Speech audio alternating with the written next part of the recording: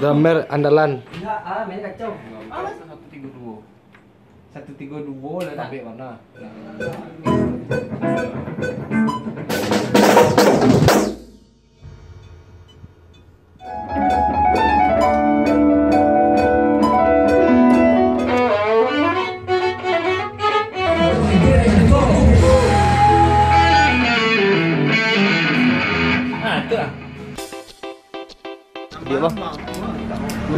Kita lagi sarapan nih guys, jam setengah 12 guys.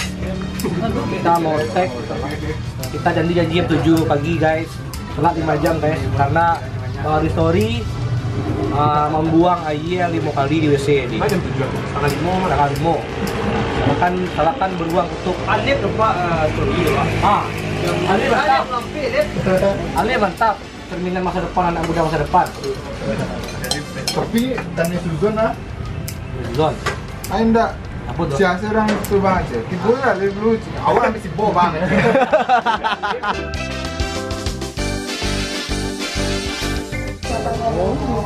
Awal sebut orang Punya toko saya. dia Kawannya di bawah. ya boleh.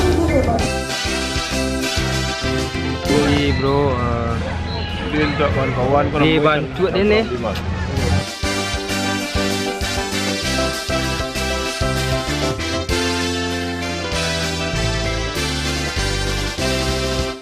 Tema hari kini ko Bang Sorin. Jadi kini ko adalah first bagi kawan-kawan band tampil di Minang. Jadi setupnya di Istana Lindung Bulan, salah satu ikon pariwisata di Batu Sangkar. Dari mana? Hurain Voice. Hurain Voice tu sih. Beku lu awal baru dua puluh dedek games di Hurain Voice. Kau belum pernah nonton le do.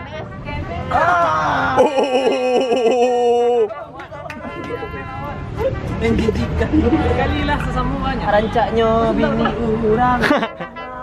Indah basopo tambah lamu tambah semok kami bang mandi lagi.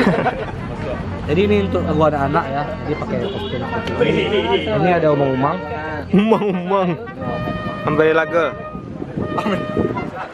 Bola bang, dia tandus ya. Senduar yuk. Tandus tagak bang. Bukan sekedar kenangan. Asik. Kami di Jabar Endorse mah endorse.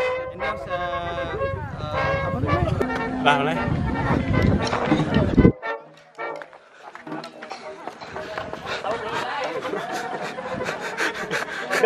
Ini kayak sadu ya, Nian. Ayan, dua jari. Yes. Sama dia cik kan.